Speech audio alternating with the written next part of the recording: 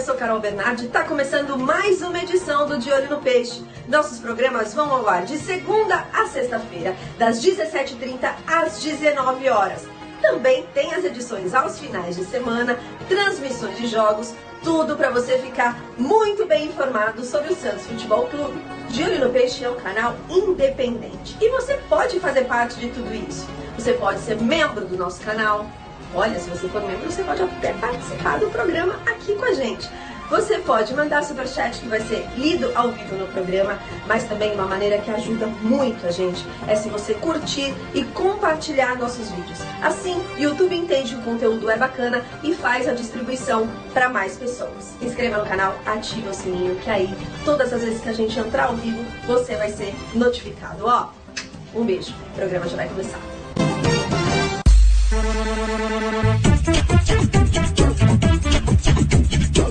Começa agora, De Olho no Peixe. De Olho no Peixe. Um programa diário na dose certa para você ficar bem informado.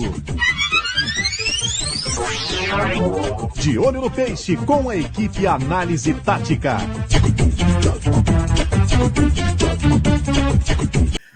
Sejam bem-vindos a mais uma edição do De Olho no Peixe, uma edição especial, é a última edição da temporada 2023, literalmente. Hoje, dia 31 de dezembro de 2023, o De Olho no Peixe encerra esse ano com um convidado mais do que especial.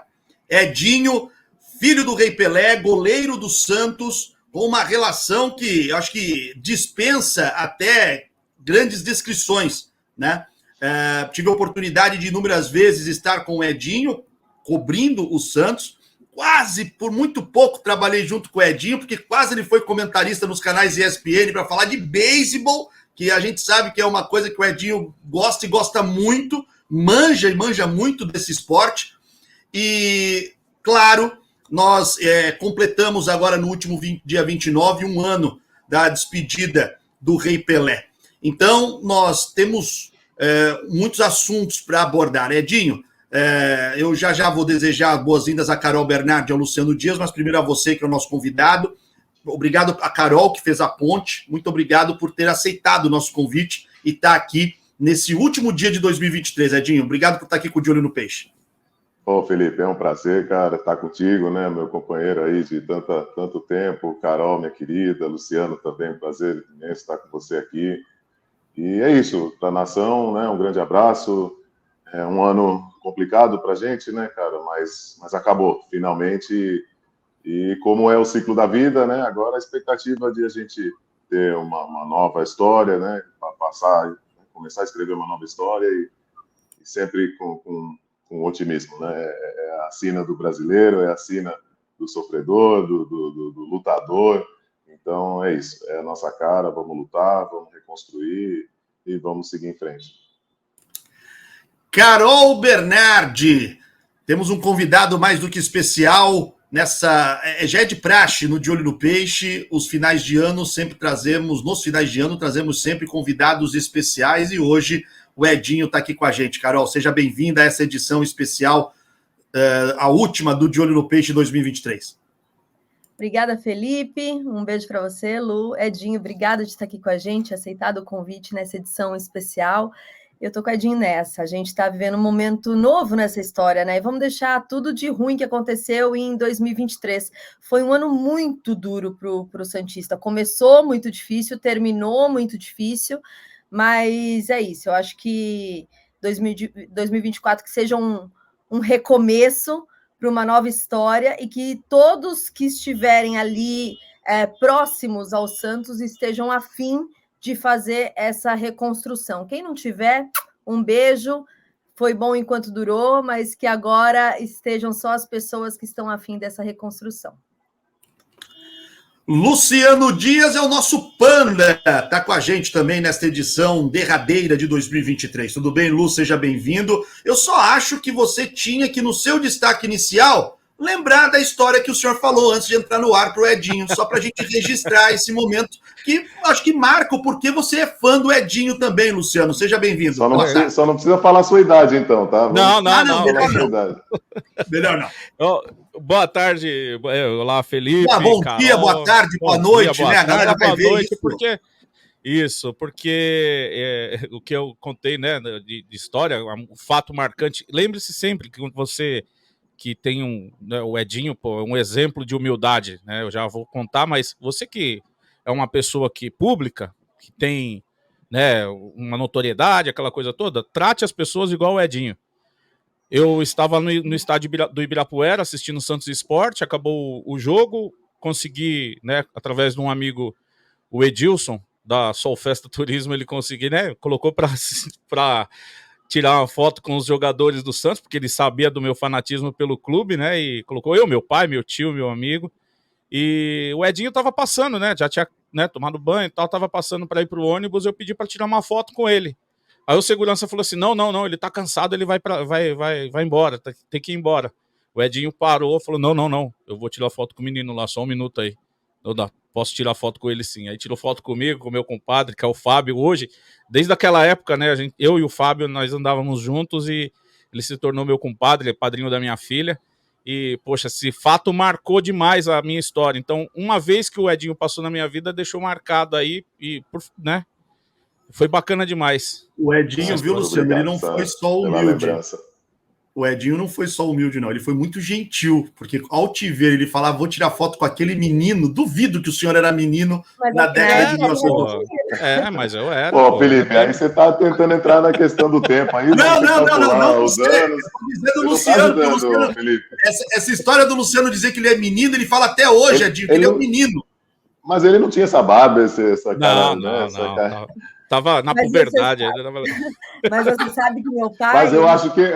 Desculpa, Carol, mas eu acho que o tempo foi mais bondoso comigo do que com ele, viu? Não, foi comigo também, viu, Edinho? Foi comigo, viu, Edinho? Foi também? Então tá bom. O importante é o espírito bom e a saúde, é isso aí.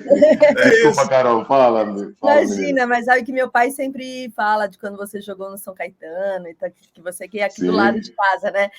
Dormia no Anacleto ali, no alojamento. Isso, na padaria ali. E ele sempre lembra uma vez que eu fui no CT, se eu não me engano, foi 2019, 2020, alguma coisa assim. Você estava lá, e aí ele foi comigo, porque eu fui fazer um exame de Covid, alguma coisa assim. E aí eu apresentei vocês dois. Aí meu pai falou assim, sou seu fã e tal. Aí ele falou assim, aí você falou, eu que sou fã da tua filha, não sei o quê. Ele fala isso com o maior orgulho para todo mundo, assim. Tal. Você é a nossa estrela, você é a santista mais querida. Bacana demais, edição especial. Ô Felipe, desculpa só cortar, a camisa de goleiro em homenagem ao nosso goleiro e também, né, só finalizando aqui, eu já era fã do Edinho antes, né, porque eu gostava muito dos Racionais, o Edinho, como gosta dos Racionais MCs, o príncipe guerreiro que defende o gol. Pá, isso aí já não é de hoje, viu, Edinho? Talvez essa seja a mais incrível homenagem que eu tive na minha vida, sem dúvida.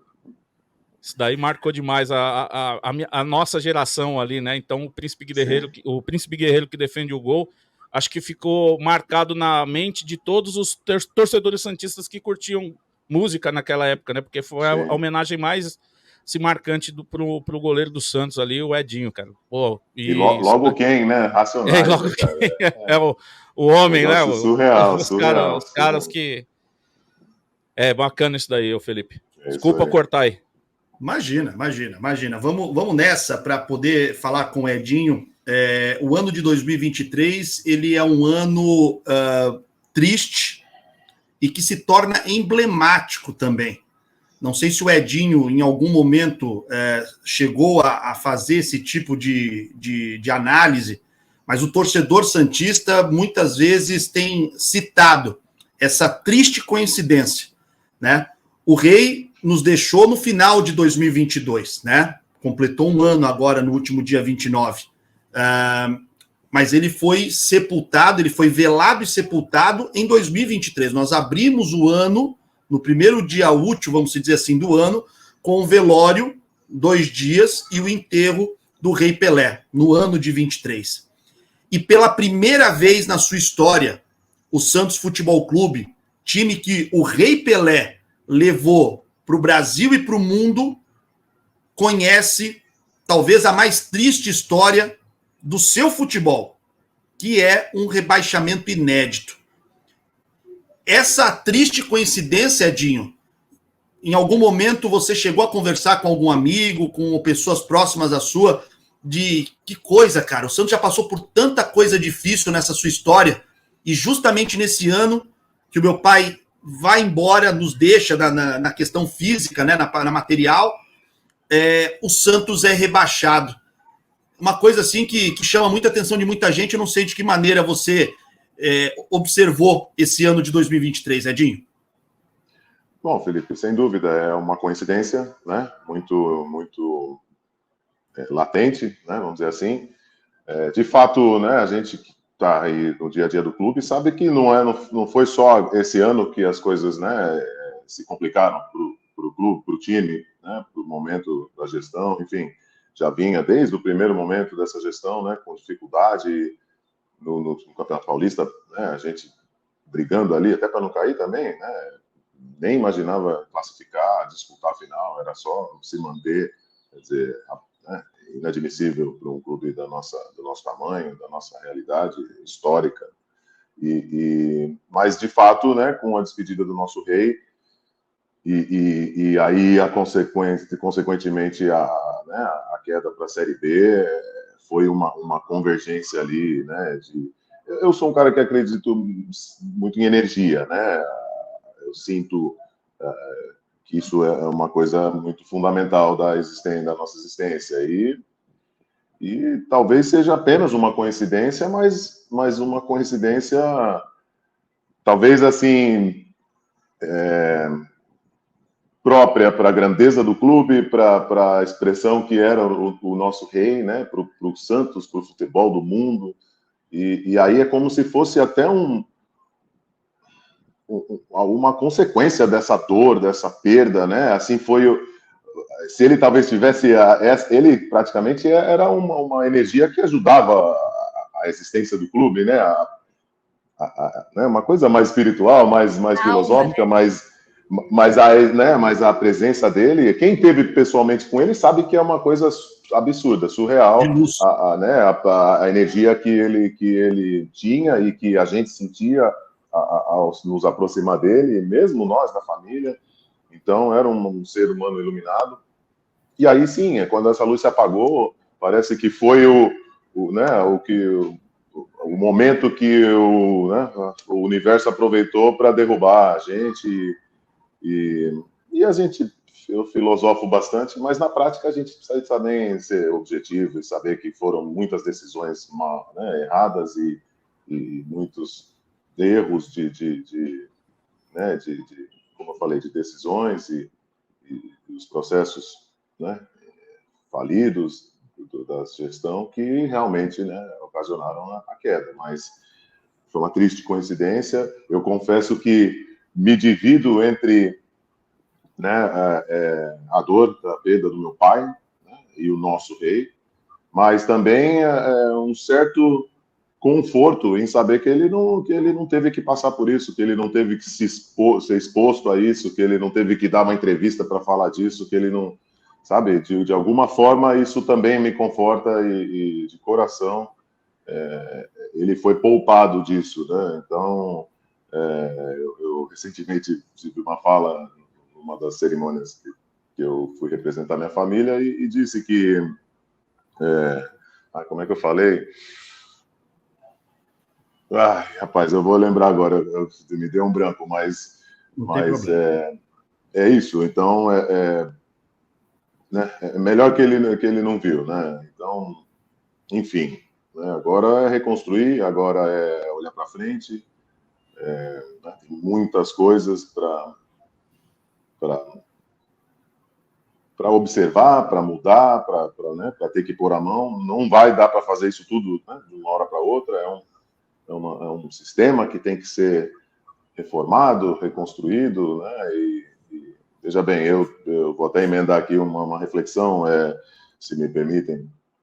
É evidente que existem aspectos práticos de uma gestão que nós temos que incorporar no Santos, né, fundamentalmente, profissionalizar cada vez mais uma série de processos e setores do clube, enfim, mas independente disso, e isso sendo fundamental, uma coisa que eu acho que é crucial também, e isso não é só em relação ao Santos, né, outros grandes clubes também eu entendo que devem perceber isso, mas a gente, no Brasil, de um modo geral, mas agora especificamente do Santos, nós precisamos resgatar a tradição do clube, a tradição de excelência, de grandeza. E isso não é uma coisa, eu não estou dizendo uma coisa superficial ou de comunicação, de marketing, não, eu estou dizendo na alma dos processos, em cada decisão que é tomada, tem que incorporar a essência dessa história, a importância desse legado. Em todo atleta que chega no clube, independente da categoria, desde o sub-11 ao profissional, tem que ser sentado numa cadeira, tem que receber um sermão, tem que perceber aonde ele está chegando. A instituição precisa voltar a ter uma presença. Eu sinto, né, ao longo dos anos, que o Santos só é uma bandeira, mas é um degrau para quem passa por ali. Não existe mais um comprometimento de quem chega nesse clube. Isso não é culpa dessas pessoas, é culpa, eventualmente, de não ser inspirado isso, né, nos processos do clube. Não tem importância isso, se banalizou hoje né, o clube de uma forma que tudo é interesse, tudo é oportunidade, mas aonde está a instituição, né? E se você vê os grandes clubes do mundo afora, as tradições são extremamente importantes, respeitadas e preservadas, né? Então, é uma coisa que, independente, né, da gestão, se tornar SAF, não tornar, enfim, aspectos técnicos que não me competem, eu sou treinador e essa é a minha função, esse é o meu foco, mas, obviamente, eu sou da indústria e sei o que eu preciso para ter sucesso,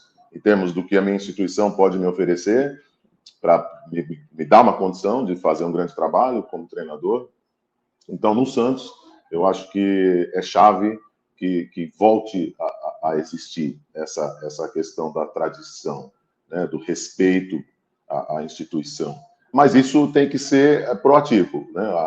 O processo tem que inspirar, tem que ter prioridade, tem que ser, antes de qualquer coisa, não pode ser segunda opção, não pode ser né, plano B, não, é o Santos. Se você entende o valor que é estar aqui, parabéns, vem com Deus, você vai ser cobrado, você vai ser responsabilizado, você vai fazer parte de um legado que tem um passado e, obviamente, tem um futuro brilhante, mas é isso. Então, deixo apenas essa reflexão, né, de que eu acho que é um aspecto que é fundamental da sequência do nosso clube.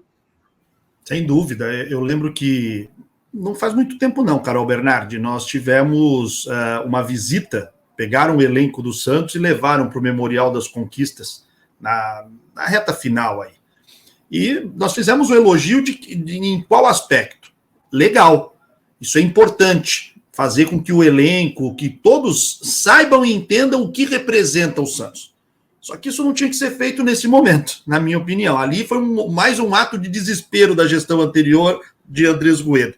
Isso tem que ser feito, acho que como o Edinho falou, você traz isso da base, traz isso de todo mundo que está ali iniciando ou passando pelo clube, mas principalmente, se você, no caso do elenco profissional, a primeira coisa que o cara tem que fazer, o cara tem que ir lá para aquele memorial, o cara tem que sentar e saber tudo o que representa. Se o cara não tem ideia, esse cara ele precisa saber o que significa, o que representa o alvinegro mais famoso do mundo. E tem muita história, né? Hoje eu digo em todos, desculpa te interromper, Felipe, mas eu digo isso em todos os processos, dos mais banais, mais simples, os mais profundos, que são contratações, né, eventualmente, mas em todo sentido, em todo momento, em todo setor do clube, assim, é uma observação, uma reflexão de quem vive, né? Talvez o torcedor não tenha como perceber tanto isso, né? Ou ter ele só realmente vê o time jogando, e isso vai ser refletido no time jogando, sem dúvida, mas talvez não perceba o quanto isso faz falta quando não existe, né? Então, o torcedor só vê o resultado infeliz, mas esse é um dos motivos importantes, e não é só, como eu disse, não é só no Santos, isso é o futebol do nosso país, inclusive estamos tendo esse reflexo na seleção brasileira, né? Por exemplo, essa falta de, né, da preservação da tradição, né? Então, é uma coisa que o Santos, com todo respeito, eu acho que está, né, não vou dizer se iguala, mas chega muito próximo à grandeza da seleção brasileira. O Santos levou o nome do país para os 4 cantos do mundo, talvez até cantos onde a seleção não foi. Então, merece esse respeito, e essa história é digna, né, de ser preservada, mas ela precisa ser vivida, né, diariamente, e como eu digo, no tecido do dia a dia do clube. Muito bem, Edinho é o nosso convidado nessa edição aqui do De Olho no Peixe. Ficou legal, assim, o nosso convidado tendo um destaque maior aí, e ele é o protagonista, ele tem que ficar aí em destaque nesta edição. Carol Bernardi, sua pergunta ao nosso convidado. O Edinho vai falar sobre um pouco de tudo aqui, não vai fugir da história lá desse Santos agora, de nova gestão, de reconstrução, vamos saber, porque ele é técnico, né? Ele vai ter as opiniões dele para dar também pra gente. Fique à vontade, Carol Bernardi. Só reiterando, sabe quando você vai trabalhar, se a gente não for para o meio do futebol, quando você vai trabalhar numa empresa nova, uma empresa qualquer, você não quando você vai para a entrevista, o entrevistado fala assim, olha, aqui nossos valores são esses, as nossas ideias são essas, você sabe um pouco da história da empresa. Então, nada mais justo que fazer isso com o clube também. Independente se você vai trabalhar na faxina do clube ou se você vai ser presidente do clube, ficou muito claro, Felipe, para a gente, assim, que foi mais uma questão de marketing, levar os jogadores no memorial, do que realmente enfatizar uma história do Santos. Olha aqui, olha a camisa que vocês estão vestindo. Soteldo, vou falar para ele direcionado, porque ele vestiu a 10. Olha a importância que tem uma camisa 10 do Santos. Olha o peso que tem essa camisa. Não é para qualquer um. Então, acho que falta um pouco disso mesmo, dessa identidade, de criar uma identidade com o Santos, sabe? Então, faz muito sentido. Hashtag fica a dica aí para a nova diretoria de repente começar esse processo nessa nova gestão. É uma cultura, né, Carol? Precisa ser uma coisa que... Precisa começar. Exatamente. E aí vai se criando... É isso aí vai consolidar, vai crescer, vai evoluir, né? Mas é um processo, não vai acontecer de um dia para o outro. Precisa ser plantada essa semente em cada cantinho ali interno do clube, e com certeza vai aflorar, né, coisas maravilhosas. É isso. Desde que nosso rei, né, nos deixou, você que é o, entre aspas, o representante oficial da família em todos os eventos, em todas as homenagens, em tudo. E é engraçado que se a gente fecha os olhos, a gente acha que está falando com ele, né? Porque a voz é exatamente igual de vocês dois. Como que está sendo para você ver de fora, né? Não, nem tanto como filho, mas de fora, esse legado que ele deixou e que você, de certa maneira, está representando? Porque eu não sei se você, como filho, tinha noção, caramba, eu sabia que era muito, mas não sabia que era tanto, ou não, nossa, era exatamente como eu imaginava. Como que está sendo para você esse ano com tantas homenagens que foi para o rei? Então, Carol, primeiro que o ano passou tão rápido, né? Acho que talvez até por isso, né? Como eu fui para tantas homenagens, como você falou, manteve muito próximo a ida dele, a morte dele. Então, eu pisquei o olho e nem percebi que passou um ano, né? Mas, de fato, eu venho representando a família, né? Naturalmente, eu já fui atleta profissional, né? Trabalho ainda no futebol, eu já estou acostumado a lidar com a mídia, com a imprensa, então foi uma coisa natural, não foi nada demais em termos, né, entre a família para que isso acontecesse. Ninguém, nem meus irmãos nem gostariam de estar fazendo isso, né? É uma responsabilidade muito grande, sem dúvida, mas é um motivo de muito orgulho, e ser um veículo para receber tanto amor e né, tanta adoração, é um privilégio. E como eu falei, né, eu sou muito da energia, né, da natureza e da energia das pessoas, então eu tenho o maior prazer do mundo em receber essa energia positiva e maravilhosa, e sou muito grato por isso, né? Embora, como eu digo, é uma grande responsabilidade, até porque o rei é nosso, né? É nosso, é do Santos, é do Brasil. Então, eu representando a minha família, eu representando ele, eu também tenho uma representatividade para toda a nossa nação e tenho muita consciência disso, sem dúvida. Agora, eu também tem sido uma experiência, né, nova para mim, obviamente, e como você perguntou, há muito tempo eu já tenho plena consciência do que é o rei, do que ele representa, né? Foi um exercício que eu tive que fazer muito cedo na minha vida, embora em alguns aspectos tarde, porque foi só depois dos meus 20 anos, quando eu mudei para o Brasil, né, que eu me deparei com essa realidade. Eu cresci, fui criado completamente alheio a tudo isso, nos Estados Unidos, né, meus pais separados quando eu era muito pequeno, acho que todo mundo sabe. Então, eu de um dia para o outro, eu tive que enfrentar essa realidade, mas como também me tornei jogador e joguei no Santos, então, rapidamente eu percebi, né, o que significava tudo isso e tudo que ele significava e representava, enfim. Então, essa experiência, ela foi muito enriquecedora para mim, porque, veja bem, são tantas reflexões, né? Então, por exemplo, o meu pai, ele já estava muito doente há muitos anos já, né? Então, há muitos anos ele estava restrito em relação a poder viajar, poder cumprir né, eventuais compromissos e tal. Então, as pessoas já estavam meio que acostumadas com isso e em relação até a como ele... Eu vou inverter o raciocínio, vocês vão entender o que eu estou querendo dizer. Então, agora que eu estou tendo esse papel, né, existe uma questão importante até para considerar nesse contexto, a questão da marca, né? Então, a marca, todos sabem que ela pertence a um grupo dos Estados Unidos e não tem nada a ver com a família. E logo, quando meu pai nos deixou, isso era uma coisa que me preocupava muito em relação a como eu ia conseguir lidar com essas responsabilidades do legado e não ter o domínio da marca. O mundo inteiro já imediatamente começou a me procurar em função de projetos e assuntos, né, ligados à marca, e era e ainda é muito frustrante, né, eu não responder por isso e não ter praticamente acesso a isso. Então, isso me preocupou muito só que ao longo desse período e com o exercício das homenagens e dessas experiências, eu tenho percebido que a minha herança, né, que é o legado do meu pai, é muito maior do que até mesmo a marca. Assim, hoje o mundo olha para mim, né, para representar a nossa família e representar o legado.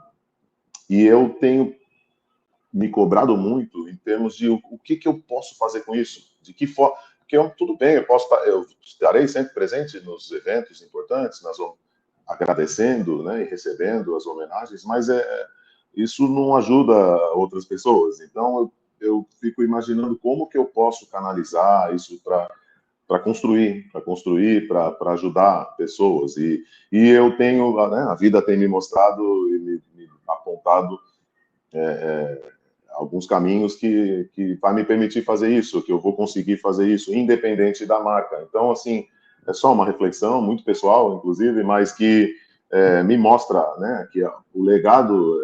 Porque todos sabem, né, que o Pelé, ele fazia uma distinção, né, do Pelé e o Edson, né? Ele mesmo criou esse exercício, acho que para conseguir lidar com a realidade, né, de ser quem ele era, então precisava ter uma forma de ligar e desligar isso para sobreviver, né? Então, é uma coisa que ficou normal, todo mundo acostumou, mas aí, beleza, ele nos deixou. E a marca ainda existe. E aí, como é que fica, né? Agora o Edson não está mais, e a marca está ali, mas aonde está o legado, né? Aonde está a história? E a história está na família, está no sangue, né? Está na carne que hoje ainda está aqui. Então, tem sido muito inspirador, né? essa experiência, porque eu enxergo um caminho para poder aproveitar, né, esse legado e, inclusive, explorar no melhor sentido para trazer benefícios para a cidade, para a região, para o clube, né? Então, tem ainda algumas limitações, algumas barreiras burocráticas por causa da questão da marca, mas eu também estou percebendo muitos caminhos que eu vou conseguir, né, realizar e construir, fazer coisas positivas, né, em função desse momento, dessa energia. Então, é isso. Então, uma reflexão, mas que tem me trazido, né, bastante inspiração. Já eu vou querer, o Luciano vai fazer a pergunta dele, mas só para não perder esse gancho especificamente, logo depois da morte do rei, muito se falou sobre o Santos tentar adquirir esses direitos da marca Pelé, e eu cheguei a ler em alguns lugares, nunca tive a oportunidade de perguntar a ti diretamente, falaram que você também tinha o desejo de adquirir. De alguma forma, isso ainda para você é algo real, é possível, ou hoje, dentro dessa reflexão até que você fez, não faz talvez tanta necessidade de você adquirir para a família os direitos da marca Pelé?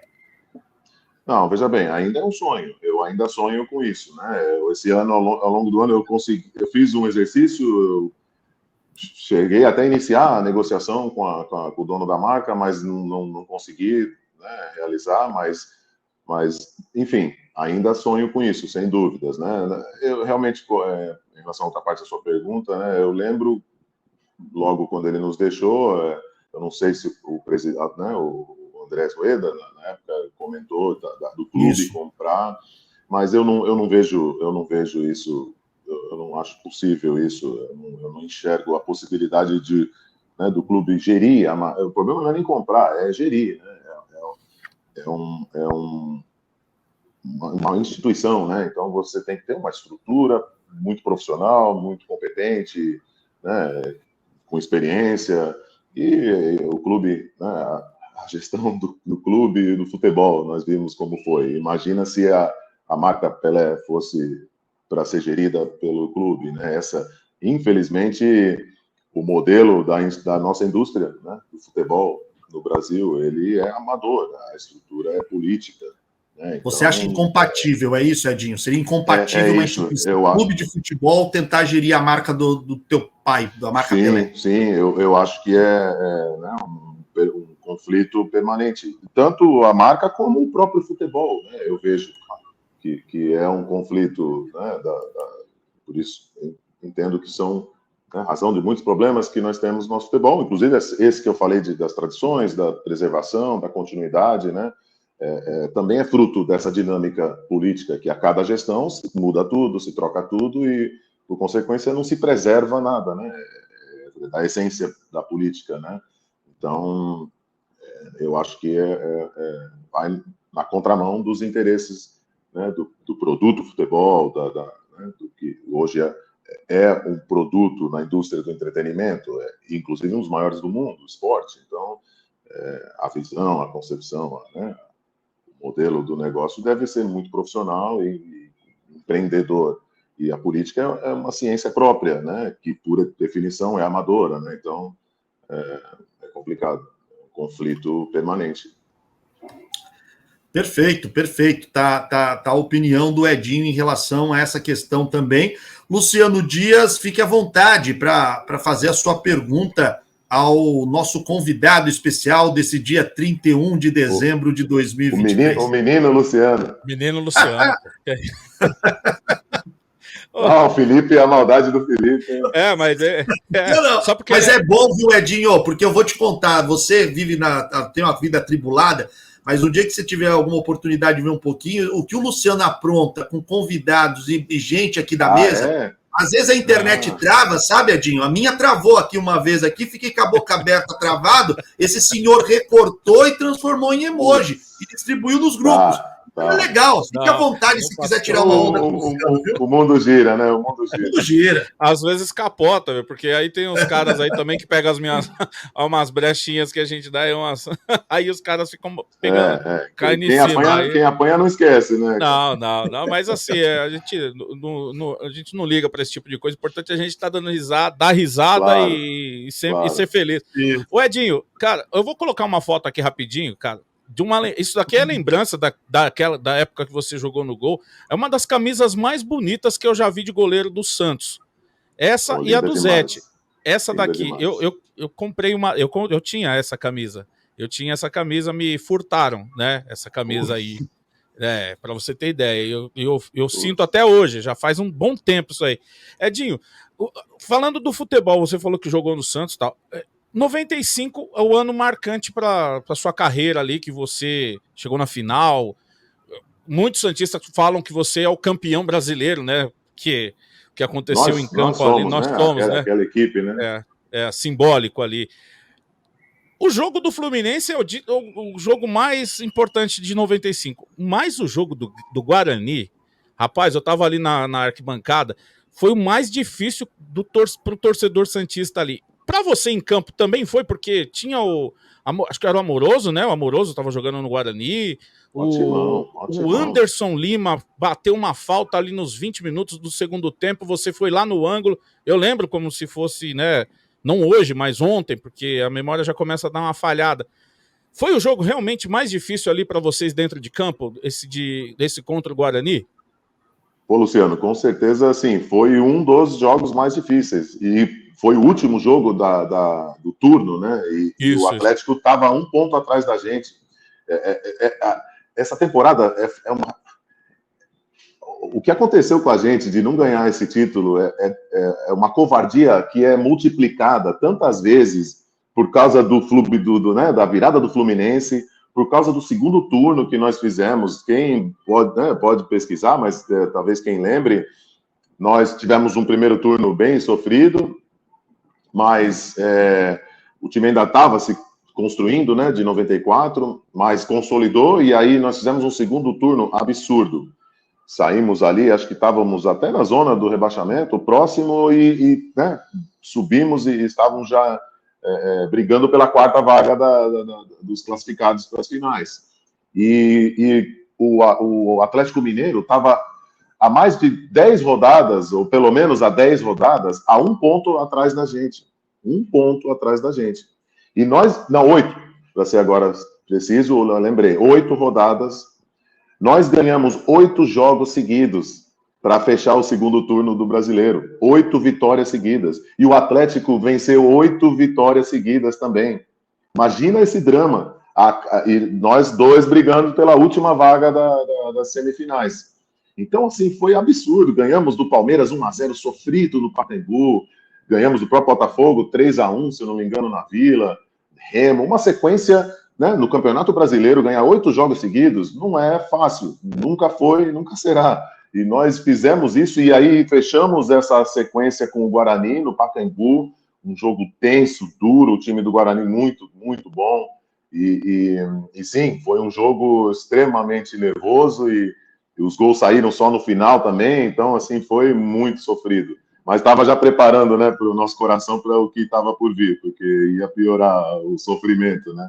E por falar em defesa difícil, essa foi assim, uma das mais difíceis do jogo ali, da partida. A mais difícil da partida ali, né, que foi a falta do Anderson, né, que ele bate forte no seu Rapaz, campo esquerdo. Eu vou falar para você, se você lembrar, ou talvez o torcedor pode ir lá buscar, foi um grande duelo entre eu e o Léo, se eu não me engano era o nome do goleiro uruguaio. O Léo, era um grande goleiro também, um alemãozão forte.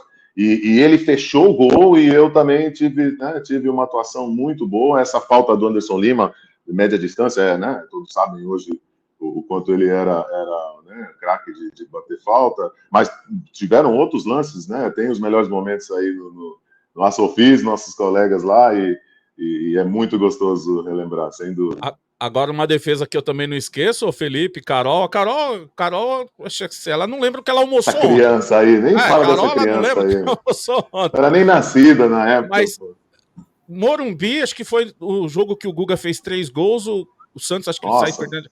que o Marcelinho bate, a bola passa um pouquinho por você, assim, você pega ela meio que trazendo...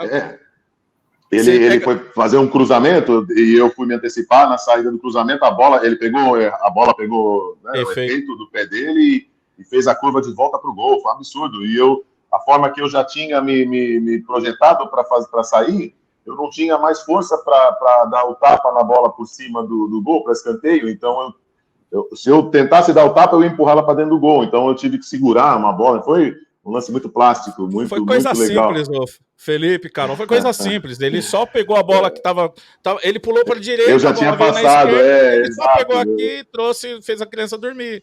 Né? No meu contrapé ali. Mas tu vê, esse jogo foi incrível, né, cara? Nós saímos perdendo de 2-0, tivemos uma expulsão no último instante do primeiro tempo, quer dizer, voltamos já do intervalo com 1 a menos, ou logo em seguida, se eu não me engano. Não sei se foi. Acho que foi no final do primeiro tempo. E aí voltamos com 1 a menos e ainda já tínhamos virado o jogo, né? No final do primeiro tempo conseguimos a virada e seguramos, né? Sofremos e o Guga fez 3 gols, né? E eu fico lembrando, cara, cada coisa. Eu lembro quando ele fez o terceiro gol, ele foi provocar a torcida do Corinthians, o Morumbi estava dividido, né? Tava a torcida do Santos de um lado, a torcida do Corinthians do outro, e ele foi do lado da torcida do Corinthians e virou de costas e mostrou o número e fez o gesto de 3 gols. Mas eu só lembro isso porque era tão bacana isso. Hoje, se um jogador fizer isso, aí o banco do adversário já sai para querer brigar, para querer... E não é para provocar, para gerar violência. É para provocar, porque provocar é legal. E quando o Viola fazia gol, imitava o porco, ou dava soco no ar, imitava o meu pai quando ele fazia gol em mim.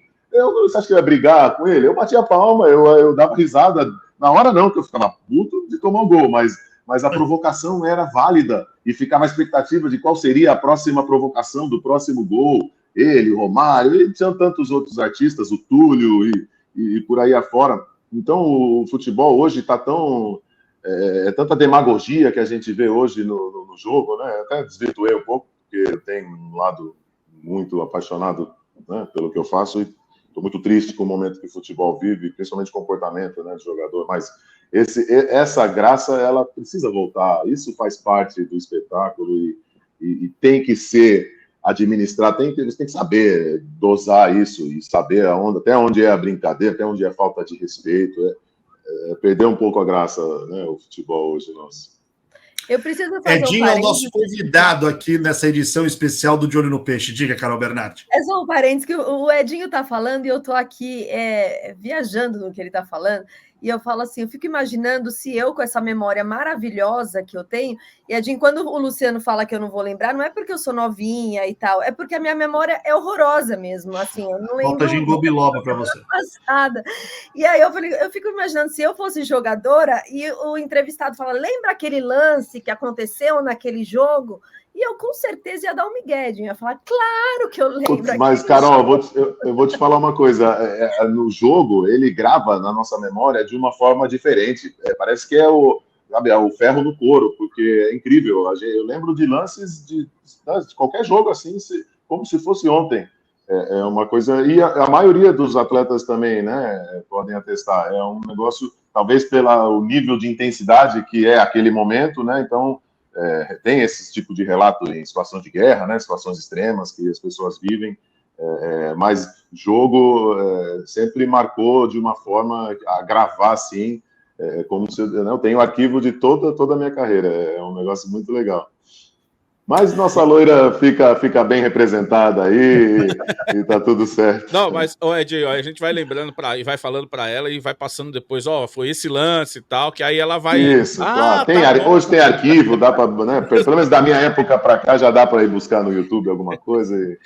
mas esses lances aí eu lembro porque foi contra o Corinthians, então marcou bem, viu, Edinho? Esse talvez tenha sido... mas eu confesso, assim, talvez tenha sido a minha maior atuação, né, num jogo. Talvez tivessem outros jogos importantes, mas pessoalmente, né, a minha atuação nesse dia, e como você disse, né, diante de um Corinthians, né, que estava brigando pelo título naquele dia, estava buscando uma vaga também na próxima fase, e nós, né, acabamos provocando o tropeço deles, então abrindo caminho para o São Paulo e Palmeiras fazer a final, e esse dia foi marcante, sem dúvida. Edinho, eu queria que você pudesse também falar. A ideia também é se a gente conseguir resgatar algumas boas histórias suas, até mesmo dentro do Santos, né? Uma coisa que muita gente se pergunta, eu acho que hoje é uma boa oportunidade, a partir do momento que você começa no Santos, já inevitavelmente já se faz uma associação. Pô, é o filho do Pelé. Vai jogar futebol? Se jogar futebol, vão querer comparar o que o pai fez. Mas aí você vai para o gol, que é justamente o que o teu pai mais fez de carrasco dentro do esporte. Porque o teu pai judiou de goleiro, né? Imagina. E o filho dele se torna goleiro. Eu queria que você tentasse lembrar como é que foi o momento que talvez você se decidiu por ser goleiro e como é que foi para você entrar no Santos, clube onde seu pai construiu boa parte da história dele e também fez do Santos ser o que é, pelo que ele conseguiu ajudar. E o Sérgio Guedes teve alguma participação importante nessa tua chegada ao Santos? Bom, vamos lá então, de trás para frente. O Sérgio Guedes é um dos meus maiores mestres, né? Ele, na verdade, a nossa trajetória ele me recebeu no meu segunda. Eu já era profissional, ele chegou, se eu não me engano, em 91, ele já era o titular, né, o goleiro titular do Santos, se eu não me engano, em 91. Então, ele me recebeu, me colocou debaixo das suas asas, né, entre aspas, e foi o meu principal mentor no futebol. Ele, além de ser um super craque, né, um dos maiores goleiros do Brasil na época, inclusive da seleção brasileira, ele realmente teve uma paciência comigo, né? Ele me deu muitas dicas e me mostrou muitos caminhos. E, claro, ele acreditava muito em mim, né? Ele percebeu o meu potencial e foi uma pessoa, assim, um ser humano que eu tenho até hoje e eternamente terei muita gratidão por tudo que ele fez por mim, pela experiência de poder ter vivido, né, aqueles momentos com ele. É um amigo hoje, um companheiro, mas dentre outros, né, praticamente todos os companheiros que a gente convive ali, de alguma forma agregam, né, em algum momento na nossa trajetória, mas sem dúvida nenhuma ele foi a principal, né, fonte de inspiração e de aprendizagem que eu tive. Foi um privilégio ter tido essa oportunidade e, sem dúvida, qualquer sucesso que eu tive na minha carreira, embora muito pequena, mas eu devo muito a ele, sem dúvidas. Agora, em relação a essa questão de eu me tornar goleiro, né, que é uma grande curiosidade, e você vê como a vida é tão relativa, né? Então, diante dos fatos, se pode elucidar e contar a história da forma que achar engraçado, né? Então, se pode falar, não, Edinho virou goleiro para fugir de cobrança, né, de ser jogador de linha, como era o pai. Essa história cabe, essa história tem uma lógica muito clara, muito óbvia até, diria, mas não tem nada a ver com a realidade. A realidade é que precisa, né, entender qual foi o meu histórico no esporte. Então, eu sou fanático por esporte e minha família mudou para os Estados Unidos, meu pai nos levou para os Estados Unidos quando eu tinha 4 anos de idade. Então, praticamente aos 6 anos de idade, eu iniciei uma trajetória no esporte, né, no colégio, no início da minha trajetória ali, nos timinhos do colégio, mas como eu morava nos Estados Unidos, eu praticava os esportes tradicionais do país, né? Então, eu jogava basquete, beisebol, né, futebol americano. Eu joguei já um pouco mais velho, mas inicialmente era o basquete e o beisebol, eram minhas duas, né, minhas paixões, e eu sonhava em ser profissional já desde pequeno e idolatrava, né, aqueles grandes craques do basquete da época, Michael Jordan, Larry Bird, Isaiah Thomas e por aí afora, toda aquela geração aí, aquela era de ouro também do basquete americano, também do beisebol, né, os jogadores do Yankees, que era o meu time, mas de toda a liga lá. O beisebol é um esporte muito exclusivo americano, né, então ele não desperta muita emoção quando fala de beisebol fora dos Estados Unidos, mas era uma paixão, ainda é, mas né, se distanciou, mas hoje o Brasil está crescendo, o beisebol no Brasil, né, o nosso time olímpico já se destacou, então é muito bacana isso, mas enfim, então a minha cultura no esporte começou de uma forma muito eclética. Eu depois fui a jogar hóquei no gelo por 4 anos, lacrosse, que é um esporte de um campo, mas com bastão, com gol, tipo uma mistura de hóquei, de futsal, e futebol também, porque é num espaço grande. Mas enfim, então a minha experiência era muito rica no esporte. E como no primeiro momento, muita curiosidade. Então, vamos lembrar, o meu pai foi para o Cosmos em 74 para encabeçar um projeto, né, de implementar o futebol num país que não havia futebol, né? Os Estados Unidos era o único país do mundo, talvez, que o futebol não era o seu principal esporte. Soccer, no caso. E houve um visionário, o dono da Warner, né, o Steve Ross, na época, ele idealizou montar um super time, um time dos sonhos, né, que não existia esse termo Dream Team, mas o Cosmos era um Dream Team do futebol mundial, Sim. com Pelé, Beckenbauer, Carlos Alberto, Neskins, enfim, né, foi uma coisa incrível, surreal. Então, o Pelé, logicamente, foi a cereja desse bolo e foi levado para os Estados Unidos para encabeçar esse projeto. Mas isso não aconteceu de uma hora para outra, né? Esse sucesso não veio imediatamente. E o que acontece é que o futebol nos Estados Unidos não existia, e agora, trazendo para um ponto de vista de um jovem, de uma criança, um adolescente, não se praticava futebol. Então, e aí, no primeiro momento, o futebol ganhou uma grande aceitação com as meninas. Porque em relação aos esportes americanos, o próprio futebol americano, o basquete, ele tinha menos contato físico, não tinha equipamento, né? Era mais prático. E, enfim, então ele ganhou uma popularidade muito grande com as meninas e uma conotação de um esporte feminino. Então, eu como adolescente, nós como adolescentes lá, o futebol era coisa para menina. Olha só que loucura.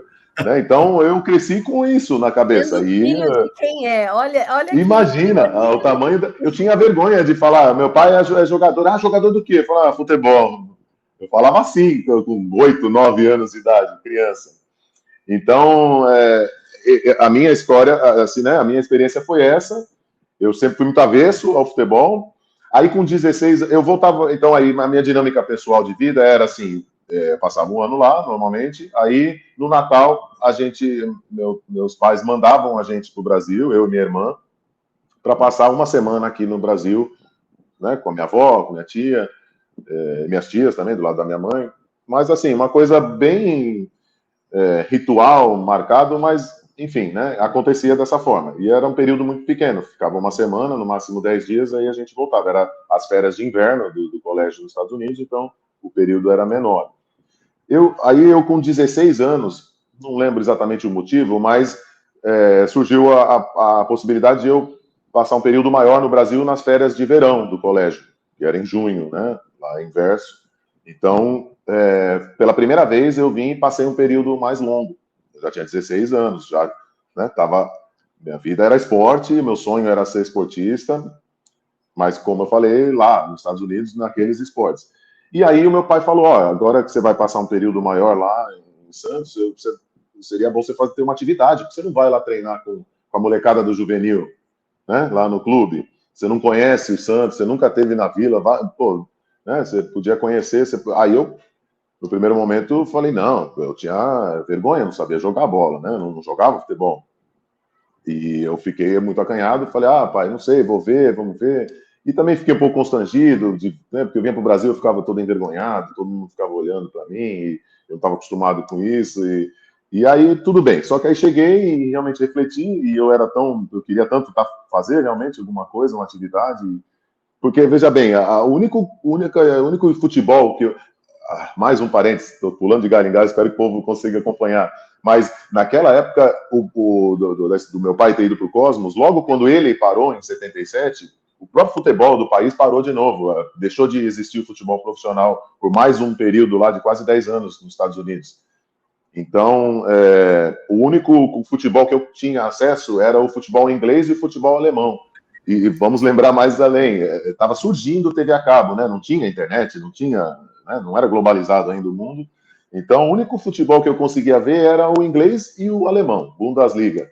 Então, era um futebol feio, burocrático, chute e corre, né? Passa do meio, cruza para a área, não era um futebol da América Latina, que era vistoso, que tinha arte, né? Então, mais um motivo para que eu não me interessasse muito pelo futebol. E aí, essa ocasião surgiu, em 2016, então eu vim, aí eu acabei aceitando, meu pai falou, olha, o teu tio te leva, meu tio Davi, que é marido da minha tia Lúcia. 2016 ou 86? 86, eu tinha 16 anos. Aí o meu pai falou, eu fiquei com vergonha e tal, eu falei, não, mas o teu tio te leva, ele não vai falar para ninguém, falar que é o sobrinho dele dos Estados Unidos, ninguém vai saber quem você é e tal. Eu falei, tá bom, aceitei. Aí o meu tio, a gente combinou o dia, fomos lá para a vila, e foi a primeira vez que eu fui na Vila Belmiro, com 16 anos, e aí estava treinando o time profissional, estava no campo treinando, e o time do juvenil, que era a categoria que eu tinha idade, estava fora treinando, acho que foi o Maneco, se eu não me engano, que recebeu meu tio, e falou, o pessoal do juvenil vai voltar daqui a pouco, espera um pouquinho aí que o meu tio ia me apresentar para o treinador da época do juvenil, e se eu não me engano era o seu Ernesto, e aí eu fiquei aguardando, assistindo o treino do profissional, e foi a primeira vez que eu vi de perto jogadores profissionais de futebol, e muito diferente o futebol jogado no Brasil do que o que eu assistia na televisãozinha pequena lá em preto e branco nos Estados Unidos, da Alemanha, né, cara, da Inglaterra. Ou da Inglaterra. E eu fiquei impressionado. Eu falei, nossa, esses caras, que esporte de menino, o quê? Olha o tamanho da perna desses caras, olha a velocidade. Eu escutava os caras correndo perto de mim, o chão tremia, parecia cavalo correndo. Então eu fiquei, assim, imediatamente apaixonado, como eu já era apaixonado por esporte, né, já era a minha essência de vida. Então, pois bem, fiquei ali encantado com o treino, fiquei assistindo, que nem uma criança, era uma criança, né? E aí voltou ao grupo lá do juvenil, e era o vestiário, né, da outra ponta, aí meu tio me chamou e falou, vamos lá, o pessoal chegou, vamos lá que eu vou te apresentar para o treinador. E aí fomos lá para o vestiário, entramos no vestiário, meu tio, a molecada estava se trocando ali, imagina, né? E o futebol no Brasil, embora ali era uma categoria sub-17, juvenil na época, não tinha, esse era o termo, a gente sabe que aqui no Brasil, mesmo o futebol de base, ele tem um contexto muito parecido com o do profissional, né? Então, os meninos no vestiário já são maduros, já tem uma convivência ali, né? Mais parecida com o de adulto, e eu fiquei muito acanhado, né? Eu só tinha praticado esporte no colégio, embora essa é a estrutura de esporte de base nos Estados Unidos, né? Não existe clube, você pratica o esporte no colégio. Então, isso já me impressionou um pouco, mas tudo bem. Aí o meu tio chamou o treinador, me apresentou, meu sobrinho aqui dos Estados Unidos, ele vai passar um período aqui, ele queria ficar treinando com vocês, tem algum problema? Aí ele, não, Davi, pô, que isso, tal, deu, né, tratou o meu tio com todo carinho, e aí ele tocou no meu ombro assim, e falou, ô menino, então você é dos Estados Unidos, e você vai jogar aqui com a gente, que posição você joga? E aí, eu não jogava futebol, não sabia jogar, não jogava, e aí o que aconteceu? Quando eu estava ali na beira do campo assistindo o treino do pessoal, do profissional, eu vi lá na lateral do campo os goleiros treinando, separado. E aí eu, na hora, me identifiquei com aquilo, porque eu jogava futebol americano, então o arrojo de cair no chão ali, dividir bola com as mãos, com chute, o tato com as mãos do basquete, né, impulsão. Enfim, eu no hockey, o primeiro ano eu não sabia patinar muito bem, então eu joguei no gol também, então aqueles movimentos de defesa rápida de futsal, eu tinha, né, os mecanismos todos, né, que eu trouxe dos outros esportes que eu praticava, me deu confiança de falar, não, acho que no gol dá para encarar. E foi assim que nasceu o Edinho Goleiro, cara. Foi assim que nasceu o Edinho Goleiro. Eu era realmente eu era desenvolvido para o esporte, né, tinha bastante capacidade mecânica esportiva, né? E totalmente cru na técnica, mas tinha algumas ferramentas que os outros esportes já tinham me dado que eu consegui aproveitar e desenvolver. A estatura nunca foi questionada, Edinho? Justamente sempre porque eu ia perguntar disso. Sempre foi questionada, e de fato é uma questão importante. Agora, a minha experiência no basquete, né? Então, imagina, eu jogava basquete nas quadras, no colégio, e nas quadras das esquinas do Harlem, do Bronx, de Nova York, a raiz do basquete, né? Outras cidades dos Estados Unidos, mas o basquete de Nova York é tradicional, raiz, né? Então, como na nossa base aqui de Diadema, né, de São Paulo ali, então é muito raiz. E eu sempre fui o menor da quadra. Eu sempre fui, no contexto, eu sempre fui o menor. Então, eu já estava adaptado a ser o menor do contexto e sobreviver, né, de alguma forma. Então, eu era muito rápido, eu tinha uma ótima impulsão, e né, o raciocínio, a visão.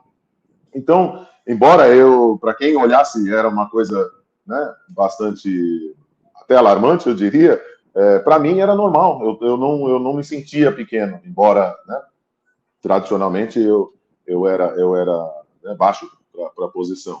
Então, lógico que ao desenvolver o meu jogo, eu desenvolvi um jogo, né, de acordo com meus atributos. Eu era muito dinâmico, eu gosto de escrever que eu jogava em 3D, né? Então eu cobria literalmente a área toda, fazia cobertura dos meus zagueiros. O nosso time, quem pode lembrar, era muito ofensivo, né? Então a gente sempre jogava com as linhas altas e no campo adversário e sempre ficávamos expostos, né, aos contra-ataques. Então eu estava sempre cobrindo ali o sistema defensivo e já fazia parte da construção também de jogo com os pés. Já tinha essa capacidade. Eu treinava muito na linha, né, durante a semana, justamente para desenvolver essa capacidade de segurança para isso. Então, eu desenvolvi o meu jogo de forma a compensar. Não era aquele cara que ia ficar parado debaixo da trave e pegar tudo, mas eu, né, tinha uma dinâmica que também era bastante interessante. E, embora, né, tinha essa questão da altura, historicamente, você pode ver, nunca tive dificuldade em sair do gol. Hoje temos goleiros quase o dobro do meu tamanho e são extremamente questionáveis, né, em termos de saída de gol, e eu dava o meu jeito, Carol Bernardi, sua pergunta ao Edinho, nosso convidado neste último programa de 2023. Carol. Sabe uma coisa que você acabou comigo, assim, um post seu, eu até comentei no seu story, no dia do rebaixamento do Santos, o post que você fez com relação ao seu pai. Eu não lembro agora exatamente a palavra que você usou, mas foi um post bem bonito, assim. Eu já estava muito mexida, obviamente, né, por conta do rebaixamento, e aí aquilo foi um golpe final, porque, assim, isso mexeu muito comigo. E aí foi aí que eu me dei conta daquilo que você falou lá no começo, de tipo assim, que bom que ele não está aqui para ver isso, que ele não passou por todo esse sofrimento.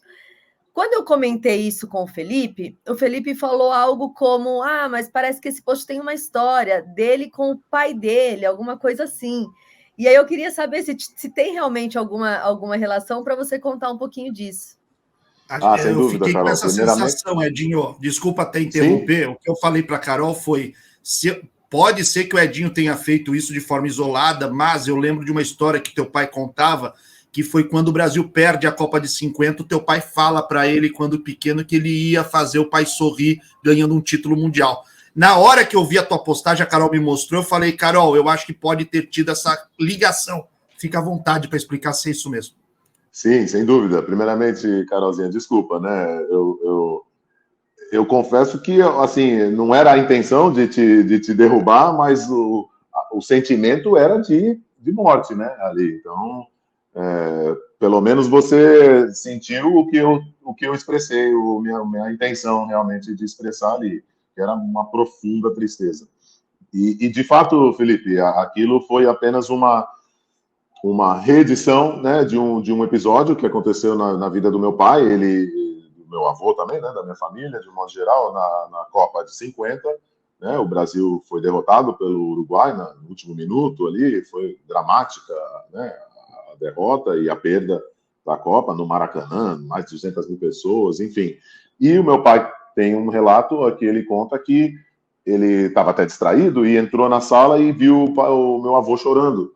E ele tinha 10 anos de idade, né? E ele lembra, ele fala que foi a primeira vez que ele viu o pai dele chorar. Ele nunca tinha visto o pai dele chorar. E naquela época, e ele até ainda perpetuou bastante essa cultura de que homem não chora, tal, né? O pessoal da mais antiga. Então, foi uma coisa que impressionou muito ele, e ele falou, pai, o que foi? Por que o senhor está chorando? E ele falou, filho, tô chorando porque o Brasil perdeu a Copa. E aí meu pai falou para ele, falou, pai, então não chora. Ele disse que limpou a lágrima dele e falou, não chora, pai, não chora, eu vou ganhar uma Copa para o senhor. Né? Então, essa postagem, ela traz esse momento. E naturalmente, meu pai não estava mais aqui, mas o sentimento era de que, né, logicamente, se ele tivesse, ele estaria muito triste e decepcionado. E eu me inspirei em me comprometer, né, de fato, em um dia, né, devolver a glória para o nosso clube e colocar o nosso time no lugar que ele merece estar e que ele deveria estar. Então, foi uma promessa ali que eu fiz. O meu pai demorou 8 anos para cumprir a promessa. Eu espero que não demore tanto, mas tenho esse prazo aí, pelo menos, para realmente poder, né, realizar esse sonho. Aí vai chegar onde eu estava curiosa. Aí vai chegar onde é a minha pergunta de fato. Que aí, se você tem esse desejo, a gente pode ver daqui a um tempinho o Edinho dentro do Santos, ou não sei se seu desejo é como treinador, se seu desejo é como dirigente, enfim, a gente pode ver o Edinho daqui a uns anos dentro do... Vou dizer Vila Belmiro, até lá provavelmente vai ter a nova arena, né?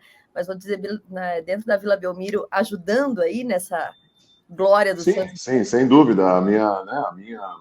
Eu sou treinador e é dessa forma que eu me enxergo levando o Santos para a nossa glória, como treinador. Né? Como eu falei, ele prometeu e cumpriu 8 anos depois. Eu me reservo uma janela de 8 anos para realizar esse sonho, mas quem sabe possa acontecer antes, mas sem dúvida nenhuma como treinador. Eu tenho um compromisso comigo mesmo, tem uma série de questões que motivam isso, mas resumidamente, né, um compromisso comigo mesmo, né, minha carreira, que eu venho cultivando há 15 anos, né, desde 2007, foi quando eu iniciei minha trajetória como técnico, como auxiliar técnico na Comissão Permanente do Santos, cumpri a função por 8 anos, aí comecei a aventurar e sofrer um pouco nesse mercado, mas há muito tempo eu sou treinador, né, eu fico um pouco frustrado que as pessoas ainda perguntam, sugerem de eu ser presidente, dirigente ou alguma outra coisa, e eu preciso insistir, pessoal, eu sou treinador, é dessa forma que eu, né, vou contribuir com o futebol. Enfim, tenho bastante como aprofundar nisso também, mas acho que não vai dar tempo hoje aqui, mas volto para falar sobre isso. Mas sem dúvidas, o meu sonho e naquele momento a expressão era enxergando dessa maneira, como treinador, comandando a equipe e nos levando à glória, a várias glórias. Né? Luciano, tá no nosso grupo interno aí, eu mandei o link só da postagem a qual nós nos referimos do Edinho, que a Carol citou, se nós tivermos a possibilidade de pelo menos trazer na tela, né, que é uma foto, uma frase praticamente, é uma postagem objetiva, mas que, como disse a Carol Bernardi, ela mexeu não só com a Carol, mas com muita gente, e principalmente, veja só, a Carol, ela não tinha ideia da história que existia atrás, então isso mesmo assim mexeu com a Carol. Quem sabia dessa história, eu não tenho dúvida, tá aí, ó, para você, ó. Não chora, meu pai, um dia eu vou colocar o nosso time no lugar que ele deveria estar, né? Tá aí a postagem. A foto é tá muito bom? linda. Muito bacana mesmo. Luciano, quer fazer? Já passamos de 1 hora dessa entrevista, que pô, é boa demais. Passou rápido, o ano passou rápido. E aproveita lá e segue o 01 Edinho também, né? Claro. Essa moral para ele. Eu sou meio devagar ali, mas se Deus quiser, esse ano já vai ter bastante coisa bacana aí para o pessoal. É importante se seguir aí, porque dá engajamento, aquela coisa toda. Pô, o Edinho tá começando agora com esse negócio de mídia social aí, quase não é conhecido. Pô, dá essa moral para ele, pô.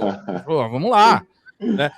O Edinho, como que era para você ali ter o Mano Brown como um amigo, né? Você jogando, ele te cobrava muito? Ele ligava para você e falava, e Edinho, na moral, tio, qual é que é? Ó, a briga de voz era boa, né? Ele também não falava tão grosso assim comigo, porque voltava. Mas, cara, era uma admiração mútua, né, cara? Eu sou apaixonado por música rap. Como eu falei, eu cresci no berço do rap mundial, né? O rap nasceu... Antes de ter o nome rap, eu já conhecia né? Tinha a experiência e o hip hop, né? Que é um termo mais que chegou no segundo momento. Mas o hip hop, na verdade, ele descreve a cultura. E o hip hop, o termo, surgiu praticamente na terceira geração, quando se popularizou, quando se proliferou nos outros gêneros e começou a contaminar a indústria de um modo geral. Antes era música rap e era recriminada, né? Então, enfim, então tive essa riqueza e, vindo para o Brasil, aí tendo a oportunidade de conhecer os meus ídolos, né, brasileiros do rap, até hoje, os monstros sagrados, né, cara, do rap, e ter a admiração dele, e o Ed Rock, apesar do Blue ser corintiano, né, o KLJ São Paulino, mas todos respeitavam, e aí o Brau e o Ed Rock santistas. Então, assim, é coisa de criança, é o sonho de criança. Eu conseguia falar com os caras que eu idolatrava, e aí ele ia nos jogos. Quando a gente conheceu, eu jogava nos aspirantes ainda, nas preliminares, né, e aí quantas vezes eu não joguei nos aspirantes e depois subia na arquibancada para ver o jogo com o Brau lá atrás do gol, onde fica a torcida organizada hoje ali. Então, já assisti muito jogo ali com a torcida, né? Coisa que duvido hoje um jogador falar que assiste o jogo no meio do povo ali. Então, cara, são experiências únicas, né? Que o Santos me trouxe, que o futebol me trouxe, e tenho eterna gratidão, um orgulho imenso por isso. E eu posso dizer também que eu tenho uma imensa gratidão pelo De Olho no Peixe, porque é graças ao De Olho no Peixe que eu posso ter o contato com você aqui hoje, posso ter o contato com o Galo, com o Jameli, com todos os outros ali, os meus ídolos de infância ali, de juventude, que ficava ali, né, gritando na arquibancada, vamos para cima dele, Santos, e hoje eu posso ter o contato, conversar com vocês aí e mostrar para todo mundo aí que se você acredita numa coisa, você vai em frente, né? A minha história com o De Olho no Peixe, Edinho, começou eu indo cobrir o Grêmio e Palmeiras em Porto Alegre, conheci o Felipe Camargo, aí ele, né, falou, tem um programa lá do De Olho no Peixe e tal, aí passou um tempo, ele me convidou, você não quer vir fazer parte aqui da equipe aqui, vai ser um prazer. Isso, pós-pandemia. Na pandemia ali, no meio da pandemia. No meio da pandemia, tá. Essa história, Edinho, ela começa assim, era um canal no YouTube do Anderson Chene, nosso colega, que por muitos anos foi repórter da Rádio Globo, Chene, no Rádio de São Paulo, extremamente conhecido. Ele tinha um canal, né? E ele ia fazer a transmissão da final da Copa do Brasil, mas ele precisou, por algum motivo, fazer uma cirurgia de nariz, e a cirurgia impedia dele fazer um voo. Aí ele falou, poxa, não vou ter como ir. E eu conversando com ele, eu falei, cara, posso fazer para você e tal, e fui para Porto Alegre para narrar para ele, né? E o De Olho no Peixe em paralelo caminhando. E aí o Chene manda um operador para poder me gerar a estrutura lá no estádio, que é o Luciano, que é santista também. E aí a gente dali começou olha as energias aí, conversando. E Edinho, é sério. Era bandeira preta em Porto Alegre, só isso. Janeiro de 2021, né, Luciano? 2021, isso. 21. Edinho, as palavras têm poder e a gente tem que acreditar muito no que a gente fala. A minha esposa falou assim, poxa, mas você vai gastar tanto dinheiro assim para ir cobrir um jogo, você não vai ter retorno nenhum. Eu falei assim, eu não sei o que é, eu não sei para que é, mas eu tenho que ir nesse jogo porque Deus está falando para eu ir. E juro por Deus, eu falei isso daí para ela. Ela falou, então vai. Eu fui. E hoje eu tô aqui, graças a Deus, graças a tudo isso. Graças a ela que te apoiou também. E ela me apoia muito, viu? Ela me apoia em tudo que eu faço. Eu toco cavaquinho também, eu saio para tocar às vezes na noite, ela não liga muito, às vezes não cara, liga. Dá valor pra essa aí, cara. Dá valor pra essa aí. Às vezes não liga, viu? Às vezes é aquela cobrada. Pô, mas vai tocar dá uma rateada pra você ver. Faz parte. O importante é voltar com a paga no bolso. Isso aí, ela não briga. É isso aí. Vai pra luta. É isso. Edinho, mais de 1h10 de entrevista. Pra gente encerrar, o Santos tem um novo técnico, Fábio Carille. O Santos tem uma nova gestão, Marcelo Teixeira. É um ano atípico, é um ano que nenhum santista gostaria de viver, mas vamos ter que viver, não adianta, a página tem que ser virada. O Santos vai ter Campeonato Paulista apenas e Série B. Você acredita que o Santos consegue se reconstruir nesse ano e pode aí, se Deus quiser, buscar de novo a volta à elite ao futebol brasileiro? Sem dúvida, né? Acreditar, a gente sempre acredita. Não tenha dúvida. Naturalmente, as coisas precisam acontecer, né? As coisas precisam acontecer.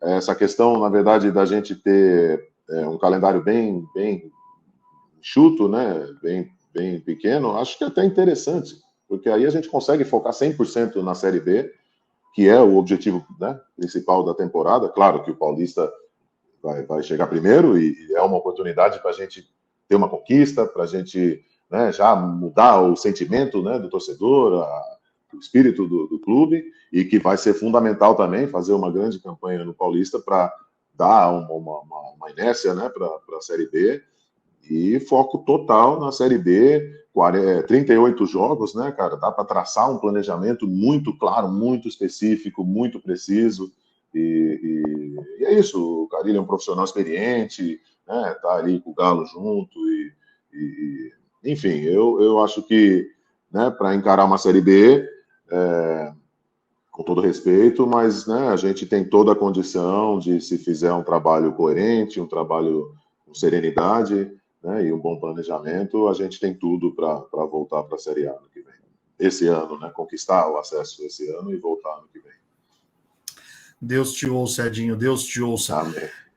Edinho, eu quero te agradecer do fundo do coração por essa disponibilidade. Foi muito bacana poder te entrevistar novamente, de te ouvir contando boas histórias, que seja talvez a primeira de muitas suas aqui no De Olho no Peixe, como um convidado especial, exclusivo.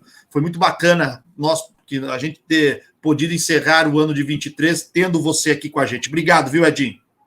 Felipe, eu que agradeço, foi um prazer. Desculpa qualquer, né, esse excesso aqui de história, foi de coração.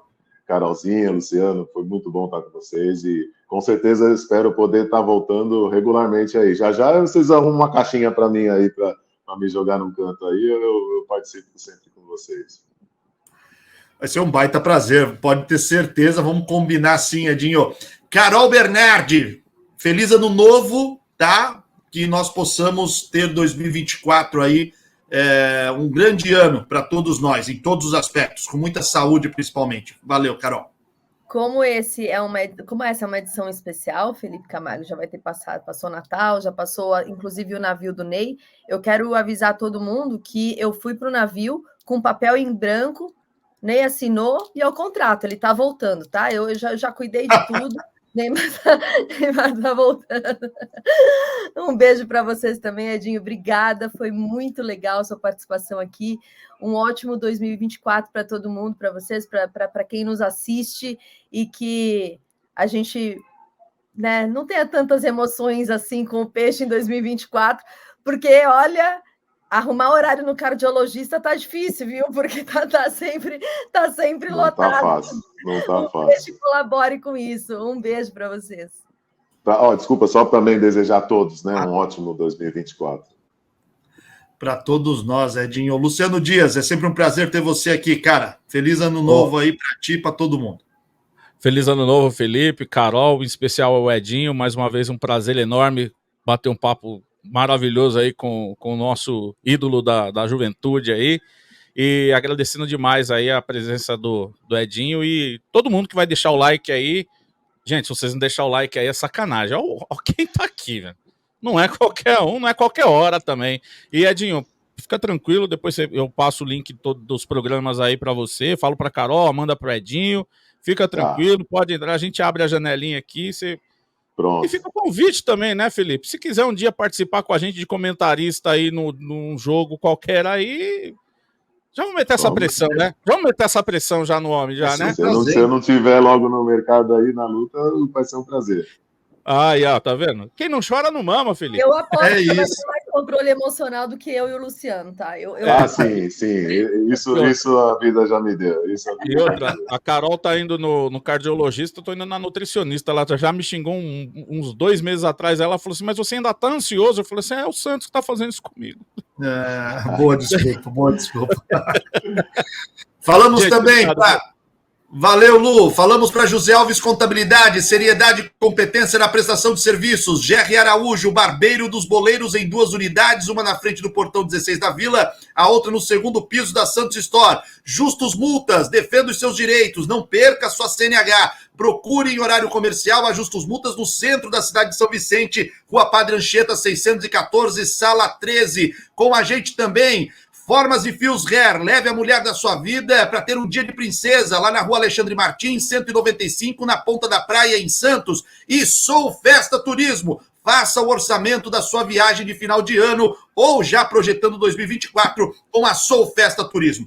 Um feliz 2024 para o Edinho, para a Carol, para o Luciano, para você que esteve aí com a gente, que nós possamos encerrar com o pé direito esse ano de 2023 e entrar 2024 com o pé direito e ao lado daqueles que nós amamos, né? Seja fisicamente como também na parte mental, com boas energias, para que o ano de 24 seja sensacional. Fiquem com Deus, um forte abraço. Até o ano que vem. Tchau, tchau. Amém.